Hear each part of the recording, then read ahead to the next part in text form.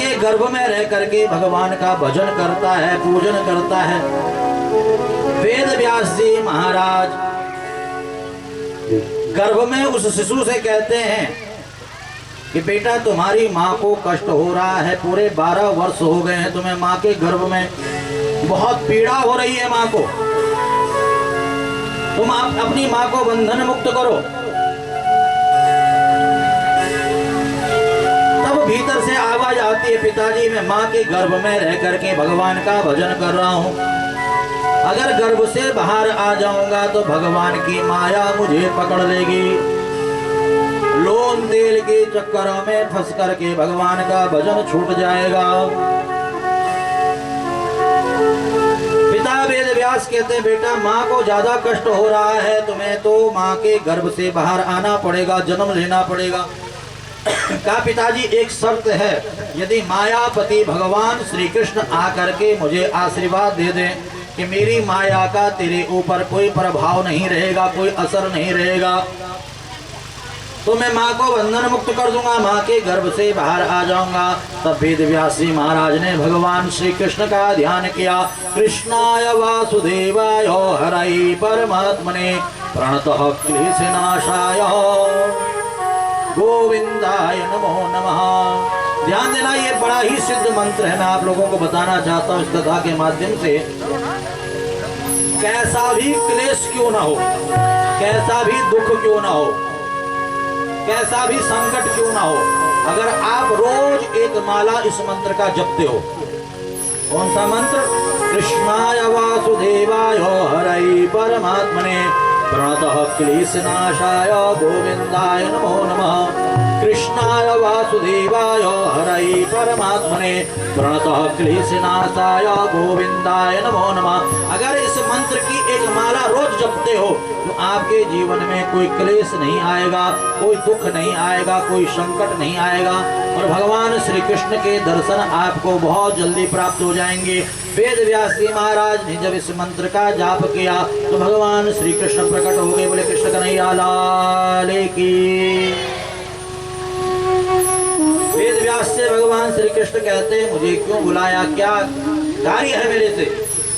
वेद व्यास जी महाराज कहते हैं 12 वर्षों से ये बालक माँ के गर्भ में है, इसकी माँ को कष्ट हो रहा है, और ये कहता है कि जब भगवान की माया से मुझे बंधन से मुक्ति मिल जाएगी, मायापति भगवान कह देंगे कि तुझे मेरी माया नहीं छुएगी, तो मैं माँ के गर्भ से बाहर आऊंगा। तो भगवान श्री कृष्ण ने आशीर्वाद दिया कि मेरी माया का तेरे ऊपर कोई असर नहीं रहेगा। ये आशीर्वाद दे करके भगवान श्री कृष्ण चले गए, और आज 12 वर्षों के बाद माँ के गर्भ से इस बालक का जन्म हुआ है, और नाम इसका सुखदेव पड़ा है। और सुखदेव जी महाराज की जय। जन्म लेते ही ये बालक सीधा जंगल को चले गया, क्योंकि माया के बंधनों से मुक्त है। परंतु पिता वेद व्यास जी महाराज माया के बंधनों में बंधे हुए हैं, इसलिए पीछे पीछे हे पुत्र रुक जाओ, हे बेटा रुक जाओ, हे बेटा रुक जाओ, हे बेटा रुक जाओ।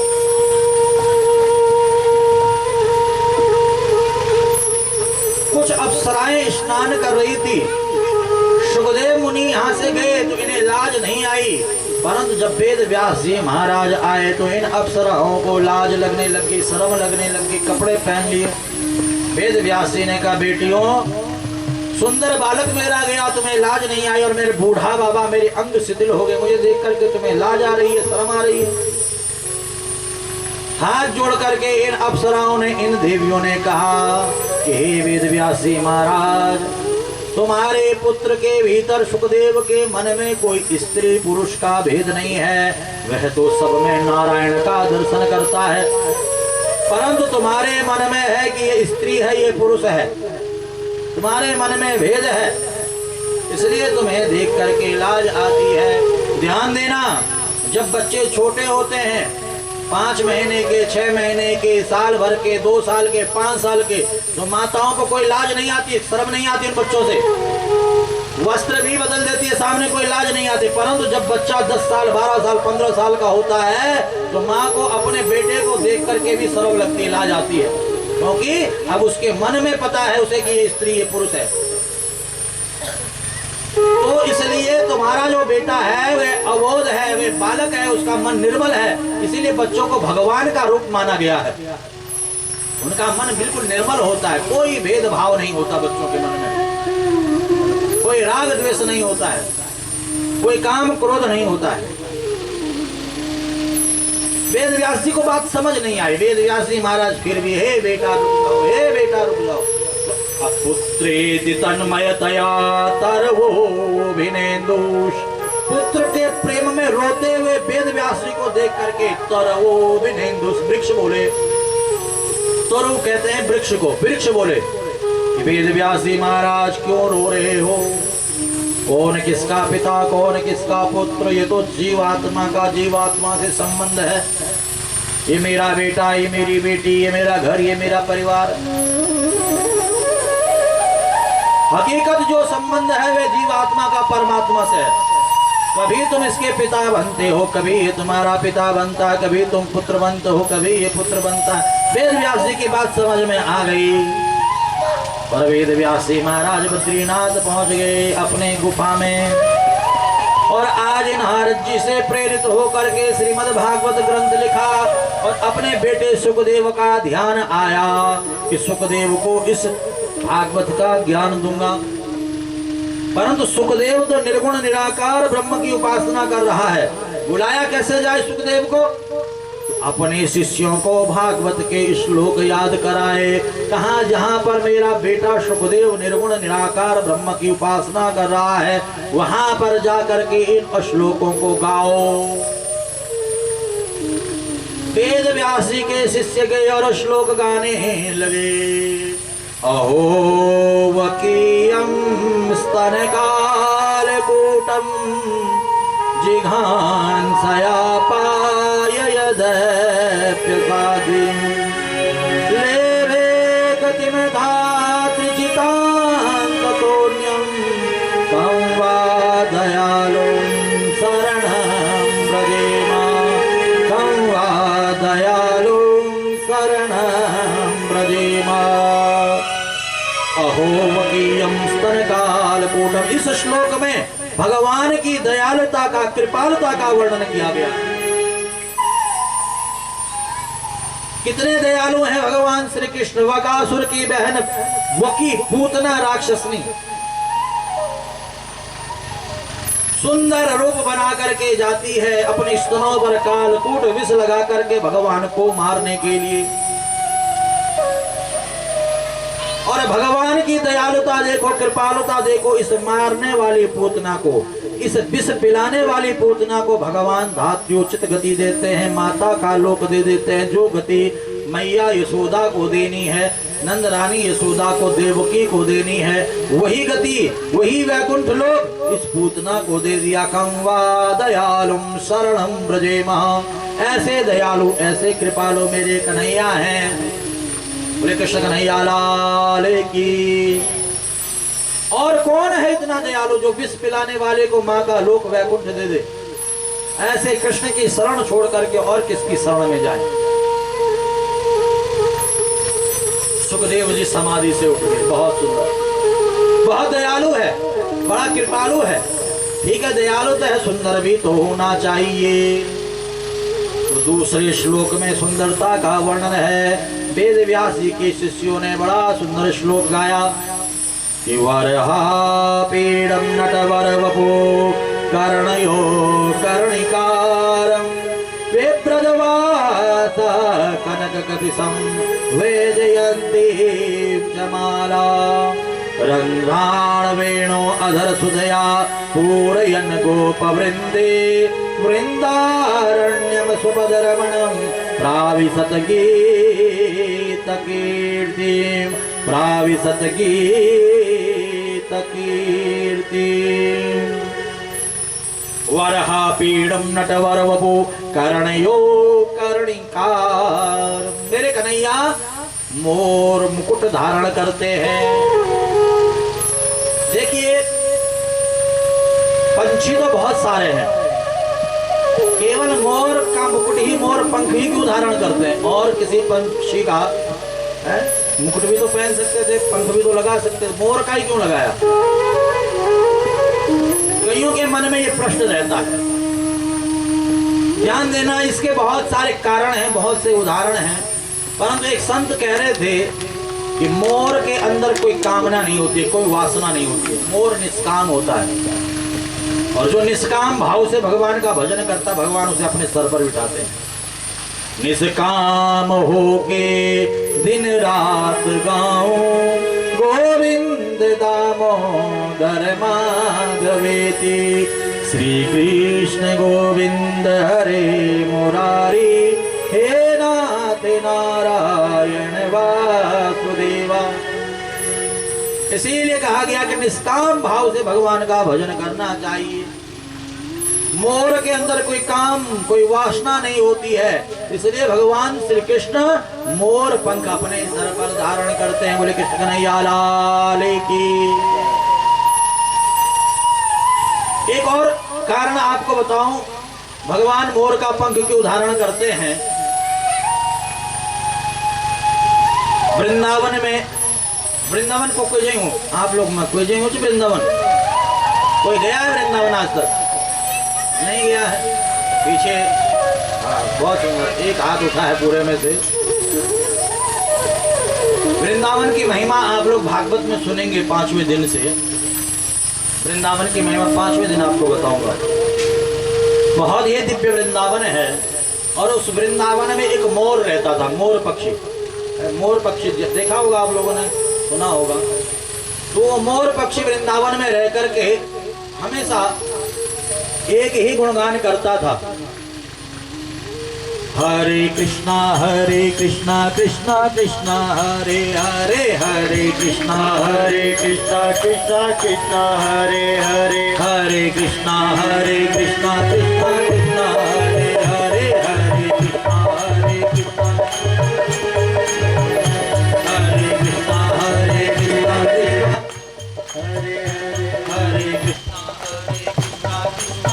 हरे हरे, हरे कृष्णा हरे हरे, हरे कृष्णा कृष्णा कृष्णा हरे हरे, हरे कृष्णा कृष्णा कृष्णा हरे हरे, हरे कृष्णा कृष्णा कृष्णा हरे हरे, हरे राम राम राम हरे हरे, हरे राम राम राम हरे हरे, हरे कृष्णा कृष्णा कृष्णा हरे हरे, हरे राम राम।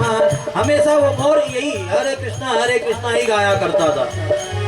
एक दिन एक मैना जा रही थी, मैना पक्षी जा रहा था, उस मैना ने देखा ये मोर हरे कृष्णा गा रहा है। मैना ने पूछ लिया कि भैया ये क्यों गा रहे हो?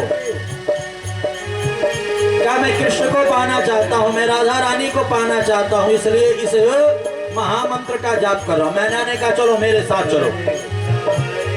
मैना इस मोर को अपने साथ लेकर के बरसाना पहुंच गई। बरसाना आप लोगों ने सुना होगा, बरसाना राधा रानी का महल है, राधा रानी का निवास स्थान है। बरसाना में श्री जी, राधा रानी, किशोरी जी रहती हैं। बरसाना ले जाकर के इस मोर को छोड़ दिया। मैना ने कहा कि कुछ दिनों बाद आऊंगी मैं। कहा ये जो महामंत्र तुम जपते हो इसे तुम यहाँ बरसाना में जपो। अब जो ये मोर था इस मंत्र को बरसाना में जपने लग गया। हरे कृष्णा कृष्णा कृष्णा हरे हरे, हरे कृष्णा कृष्णा कृष्णा हरे हरे। आप लोग भी जपो, हरे कृष्णा कृष्णा कृष्णा हरे हरे, हरे कृष्णा कृष्णा कृष्णा हरे हरे। सब बोलो, जोर से बोलो, हरे कृष्णा कृष्णा कृष्णा हरे हरे, हरे कृष्णा कृष्णा कृष्णा हरे हरे, हरे राम राम राम हरे हरे, हरे राम राम हरे हरे, हरे राम राम राम हरे हरे, हरे राम राम हरे हरे, हरे कृष्णा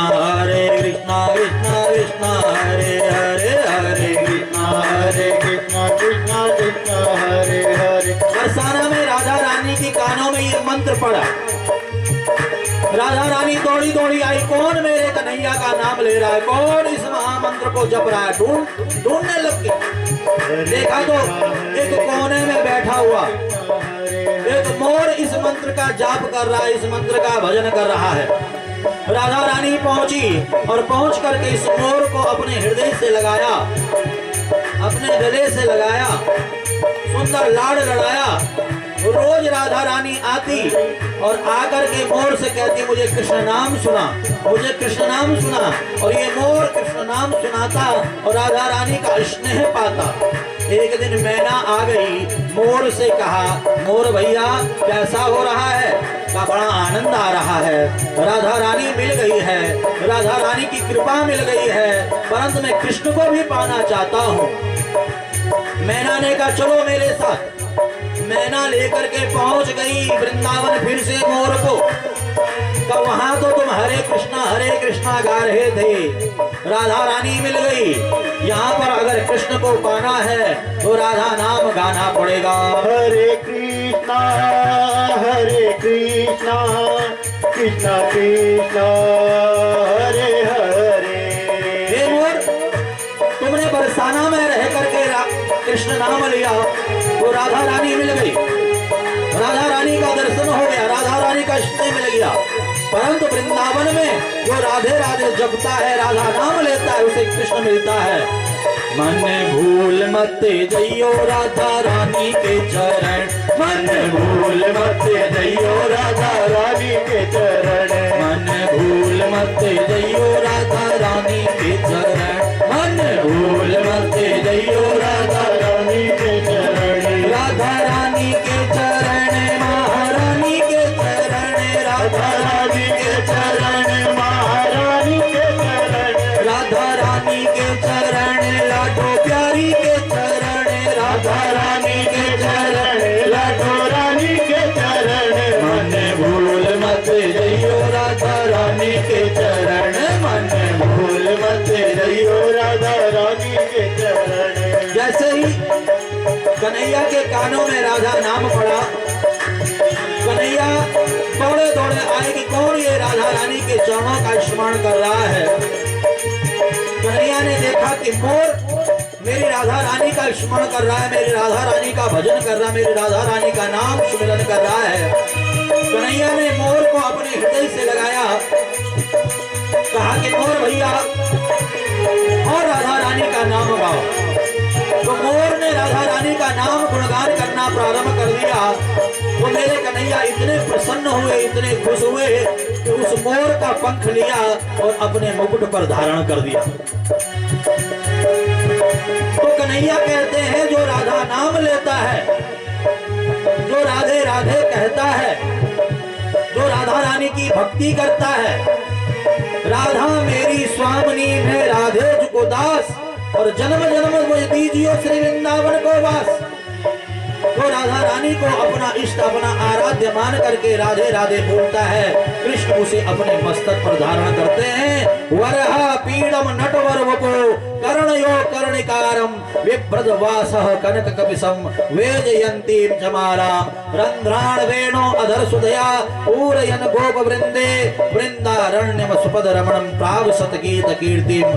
सुंदर मेरे कन्हैया हमेशा मोर मुकुट धारण करते हैं, गले में वेजंती पुष्पों की माला पहनी होती है, कर्णयो कर्णिकारम कनेर के पुष्प कानों में लगे होते हैं, सुंदर पीतांबरी पहने हुए और बंसी को बजाते हुए वृंदारण्य में सुपद रमणम प्राविशत गीत कीर्ति। जब वृंदावन को जाते हैं, जो द्रवित है वे पाषाण हो जाता है और जो पाषाण है वे द्रवित हो करके कन्हैया के पीछे चलने लगता है। देवता, अप्सराएं, देवांगनाएं, गंधर्व, गंधर्वियां विमानों पर सवार होकर के प्रभु की लीला का दर्शन करते हैं, प्रभु की सुंदरता का दर्शन करते हैं। उस सुंदरता का वर्णन नहीं कर पाते हैं। ओहो अद्भुत रूप, अद्भुत छटा, अद्भुत सौंदर्य। सुखदेव मुनि ने जब सुना, भैया और बताओ और सुनाओ, का और जानना है तो अपने पिता वेद व्यास के पास चलना पड़ेगा। उनके पास ऐसे 18,000 श्लोक हैं। सुखदेव मुनि अपने पिता वेद व्यास जी के पास आए और वेद व्यास जी ने यहाँ पर सुखदेव मुनि को संपूर्ण भागवत का ज्ञान दिया और आज सुखदेव मुनि को भगवान श्री कृष्ण के सगुण रूप से प्रेम हो गया।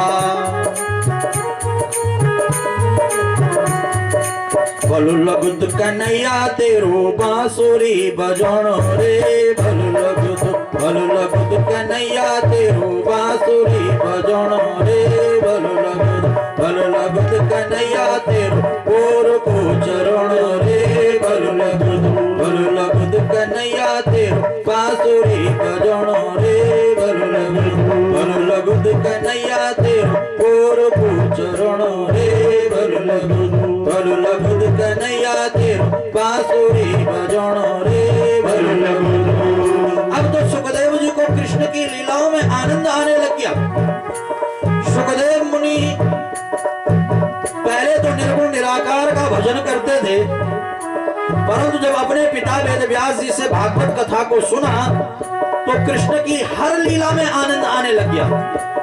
कृष्ण की बंसी में भी आनंद आने लग गया, कृष्ण की गैया चराने की लीला में भी आनंद आने लग गया और सुखदेव मुनि कृष्ण दीवाने हो गए मीठी मीठी तालियों के साथ।